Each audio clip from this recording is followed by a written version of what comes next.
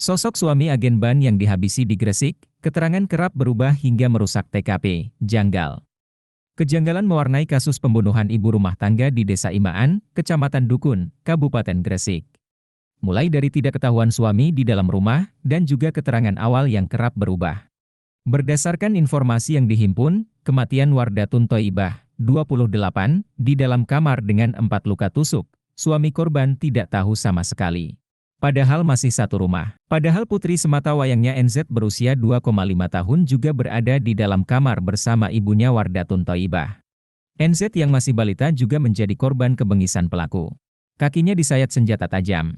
Namun suami korban, Mahfud, 42, tidak tahu menahu. Saat kejadian dia tidur di ruang tamu. Terpisah dari istri dan anaknya yang tidur di kamar. Lokasinya, Mahfud tidur di ruang ramu. Kamar tempat istri dan anaknya tidur persis di tembok belakang kursi ruang tamu, tempat di mana Mahfud mengaku tidur.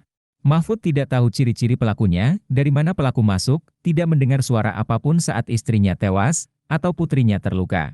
Dia baru tahu istrinya meninggal ketika dia bangun tidur sekitar pukul 5 WIB. Suami tidak tahu ciri-ciri pelaku, tidak tahu pelaku masuk, ini yang kita dalami, kata Kasat Reskrim Polres Gresik AKP Aldino Primawirdan. Polsek Dukun bersama Satreskrim Polres Gresik saat mendatangi lokasi kejadian, jenazah sudah dipindahkan dari lokasi kejadian. Dipindahkan oleh suami dan pihak keluarga suami korban. Jasad Wardatun Thoibah sudah ditutup jarik warna coklat. Hal ini yang membuat lokasi kejadian rusak. Petugas menemukan sarung golok di atas kasur. Goloknya tidak ada, ujarnya. Sementara itu uang 150 juta rupiah hilang, uang sebanyak itu disimpan di dalam laci lemari kamar. Kemudian handphone milik Mahfud juga hilang. Sementara Mahfud saat ditanyai petugas di samping rumahnya mengaku tidak tahu menahu penyebab meninggal istrinya itu. Sang istri yang baru berulang tahun usia ke-28 pada 9 Maret lalu memang saat malam kejadian tidur terpisah. Mahfud selaku suami korban mengaku baru mengetahui istrinya tewas pada pagi hari sekitar pukul 5 waktu Indonesia Barat. Pertama tahu jam 5 lebih, tak lihat di bawah tempat tidur ada banyak darah. Kemudian saya langsung ke rumah kakak saya, katanya. Kemudian, ia mengaku bahwa pertama kali yang mengangkat jasad istrinya adalah kakak korban. Yang pertama mengangkat jenazahnya kakak saya, tambahnya. Bahkan, sang suami sempat mengira bahwa istrinya merupakan korban bunuh diri.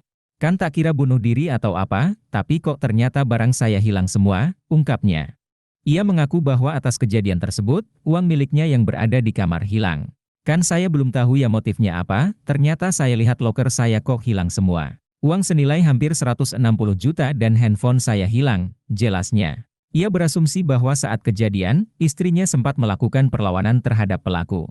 Kemungkinan juga istri saya tahu dan melawan, pungkasnya. Pihak keluarga saat ditemui di kamar mayat RSUD Ibnu Sina Gresik, Haji Huzaini, 65, Ibu Mahfud mengatakan, sekitar pukul 3 WIB sempat mengetok pintu rumah Mahfud untuk membangunkan makan sahur. Namun, tidak ada respon, sehingga ditinggal kembali ke rumah yang jaraknya hanya berdampingan. Kecurigaan pencurian tersebut juga tidak kelihatan, sebab pencuri lewat pintu belakang, sehingga Haji Huzaini melanjutkan ke masjid untuk salat subuh. Sepulang dari salat, kembali pulang ke rumah dan melanjutkan bersih-bersih piring. Setelah melihat Datun terlungkup di lantai, Huzaini langsung mengangkat jasad Datun ke atas tempat tidur yang terlungkup di lantai, mengambil anaknya yang masih tidur. Setelah itu, membersihkan tempat tidur dan membersihkan wajah Datun yang berlumuran darah menggunakan tangan. Download Tribun X sekarang, menghadirkan lokal menjadi Indonesia.